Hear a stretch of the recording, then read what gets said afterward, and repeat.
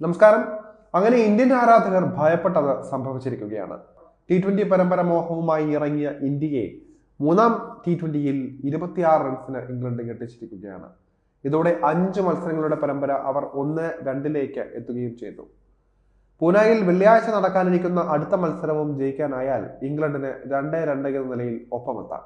Batting നിര ദയനീയമായി പരാജയപ്പെട്ടതാണ് മൂന്നാം T20യിൽ ഇന്ത്യയെ തോൽവിയിലേക്ക് തള്ളിവിട്ട കാരണമായത്. 172 റൺസിന്റെ വിജയലക്ഷ്യമാണ് ഇന്ത്യക്ക് ഇംഗ്ലണ്ട് നൽകിയത്. പക്ഷേ 9 ഓവറിൽ 145 റൺസ് മാത്രമെടുത്ത ഇന്ത്യ മത്സരം അടിയറ വയ്ക്കുകയായിരുന്നു. ഒരാൾക്ക് പോലും ബാറ്റിംഗ് ലൈനപ്പിൽ 50 കുറിക്കാൻ സാധിച്ചില്ല. നായകൻ സൂര്യകുമാർ യാദവ് 14 റൺസോടെ, സഞ്ജു സാംസൺ 3 റൺസോടെയും, അഭിഷേക് ശർമ്മ 24 റൺസോടെയും, തിലക് വർമ്മ 18 തുടങ്ങിയ നിലയിലായിരുന്നു ഇന്ത്യയുടെ ടോപ്പ് ഓർഡർ ബാറ്റ്സ്മാൻമാരുടെ പ്രകടനം. പക്ഷേ ഈ മത്സരത്തിൽ ഇന്ത്യയുടെ യഥാർത്ഥ വില്ലൻ ഇവരൊന്നുമല്ല എന്ന് വേണമെങ്കിൽ പറയാം. ടീം തോൽക്കാനുള്ള യഥാർത്ഥ കാരണക്കാരൻ സ്റ്റാർ ഓൾറൗണ്ടറായ ഹർദിക് പാണ്ഡ്യ എന്നാണ് പറയേണ്ടത്. 40 റൺസുമായി അദ്ദേഹം ടീമിന്റെ ടോപ്പ് സ്കോർ ആയി എന്നത് ശരി തന്നെയാണ്. പക്ഷേ വില്ലനായതും ഹർദിക് തന്നെ. അതിനുള്ള കാരണങ്ങൾ എന്താണെന്ന് ചൂണ്ടിക്കാണിക്കാം. ഹർദിക് പാണ്ഡ്യ യഥാർത്ഥത്തിൽ T20 ആണോ അതോ ടെസ്റ്റ് ആണോ യഥാർത്ഥത്തിൽ കളിച്ചതെന്ന് ആരും ഒന്നും സംശയിച്ചു പോകും. കാരണം അത്രമാത്രം സ്ലോ ബാറ്റിംഗ് ആണ് അദ്ദേഹം കാഴ്ചവെച്ചത്. ഇംഗ്ലീഷ് ബോളർമാർ വളരെ മികച്ച രീതിയിൽ തന്നെയാണ് ബോൾ ചെയ്യുന്നതെന്ന് നമുക്ക് സംബന്ധിച്ച് പറയാം. പക്ഷേ എന്ത് തന്നെയാണെങ്കിലും ഒരു T20 മത്സരത്തിൽ 35 പന്തിൽ 40 റൺസ് നേടുക എന്നത് ഒരിക്കലും അംഗീകരിക്കാൻ സാധിക്കുന്ന ഒരു കാര്യമല്ല. വെറും 2 6ഉം 1 4ഉം മാത്രമാണ് ഹർദിക്കിന്റെ ഇന്നിംഗ്സിൽ ഉണ്ടായിരുന്നത്. സ്ട്രൈക്ക് റേറ്റ് 114.29 മാത്രം. അദ്ദേഹത്തിന്റെ സ്ലോ ഇന്നിംഗ്സ് കാരണം ക്രീസിന്റെ മറുഭാഗത്തുള്ള ബാറ്റർമാരും സമ്മർദ്ദത്തിലാവുകയും ചെയ്തു. കൂടുതൽ റിസ്കുകൾ എടുക്കാൻ ശ്രമിച്ച അവർ വിക്കറ്റ് കൈവിടുകയുമായിരുന്നു ഇതിന് പിന്നാലെ.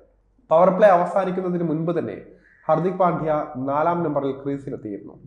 6ാമത്തെ ഓവറിലെ ആദ്യ പന്തിൽ നായകൻ സൂര്യകുമാർ യാദവിനെ മാർക്ക് വുഡ് പുറത്താക്കിയ ശേഷമാണ് ഇദ്ദേഹത്തിന്റെ വരവ്. 4 പന്തിൽ 4 റൺസുമായി തിലക് വർമ്മയാണ് ക്രീസിന്റെ മറുവശത്ത് ഉണ്ടായിരുന്നത്. ആദ്യത്തെ 12 പന്തുകൾ നേരിട്ട് കഴിഞ്ഞപ്പോഴേക്കും ഹർദിക്കിന് നേടാനായത് വെറും 8 റൺസ് മാത്രം. ഇതിനിടെ തിലക് വർമ്മ പുറത്താവുകയും ചെയ്തു. 172 റൺസ് പോലൊരു വലിയൊരു സ്കോർ ചേസ് ചെയ്യുമ്പോൾ പരമാവധി 10 മുതൽ 15 ബോളിനുള്ളിൽ തന്നെ ക്രീസിൽ നിലയുറപ്പിച്ച അഗ്രസീവ് ഷോട്ടുകൾ കളിക്കാൻ ഏതൊരു ബാറ്ററും ശ്രമിച്ചേ തീരൂ. പക്ഷേ ഹർദിക്കിന്റെ ഭാഗത്തു നിന്നും ഇത്തരമൊരു സമീപനമല്ല കണ്ടത്. വലിയ ഷോട്ടുകൾ കളിക്കാനായില്ല എന്ന് മാത്രമല്ല, പലപ്പോഴും സ്ട്രൈക്ക് റൊട്ടേറ്റ് ചെയ്യാൻ പോലും താരം പാടുപെടുന്നത് ദയനീയ കാഴ്ചയായിരുന്നു.